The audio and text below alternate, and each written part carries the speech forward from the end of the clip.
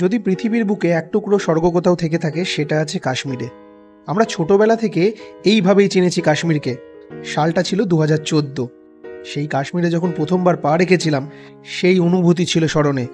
স্থানীয়দের সাথে কথা তো সেরকম বলতে পারিনি, সুযোগ হয়নি।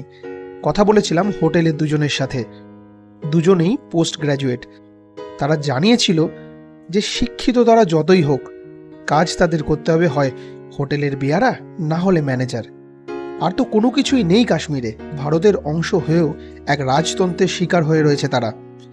আজ সেই কাশ্মীর প্রগতির পথ দেখতে শুরু করেছিল। দীর্ঘ দশকের ভুল শোধরাতে সময় তো লাগবে, আর সেটা আমরা যারা কাশ্মীরের বাইরে থাকি তারা বুঝলেও বুঝলো না আমাদের কাশ্মীরের ভাই বোনেরা, যারা এই রাজতন্ত্রের সুবিধা ভোগ করে আসছিল এত বছর ধরে 370-এর আড়ালে। তাদেরকেই আবার বসালো মাথায়। এরা কোনোদিনই চাইবে না কাশ্মীর মাথা তুলে দাঁড়াক, স্বনির্ভর হোক।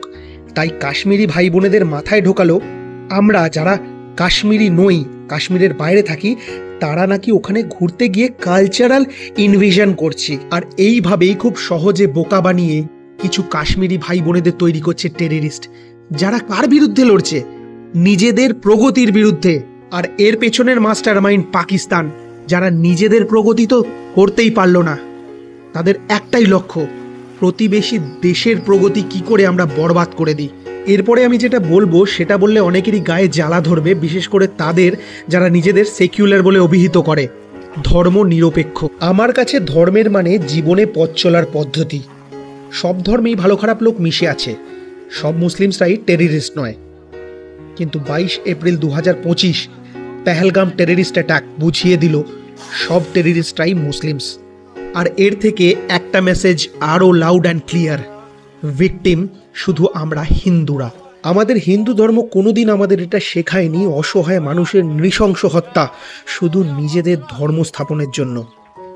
আমাদের ধর্ম আমাদের শিখিয়েছে ধর্মের অবনতি ঘটলে, অধর্মের প্রাবল্য দেখা দিলে, সাধুদের রক্ষার জন্য অসাধুদের ধ্বংসের জন্য, আর ধর্মের পুনঃস্থাপনের জন্য অস্ত্র ধারণ অন্যায় নয়। নিজেদের পরিচয় হিন্দু হয় যদি অধর্ম হয়, তবে সময় এসেছে এই রকম চিন্তাধারার অসুরের ধ্বংসের জন্য প্রস্তুত হওয়ার। পাকিস্তান, বাংলাদেশের মতো দেশগুলোর জন্য আজকে ভারতবর্ষে কাশ্মীর থেকে নিয়ে পশ্চিমবঙ্গ সব জায়গাতেই ভরে যাচ্ছে এই অসুর প্রবৃত্তির মানুষ, যাদের কাছে হিন্দু হওয়াটাই একমাত্র ভুল।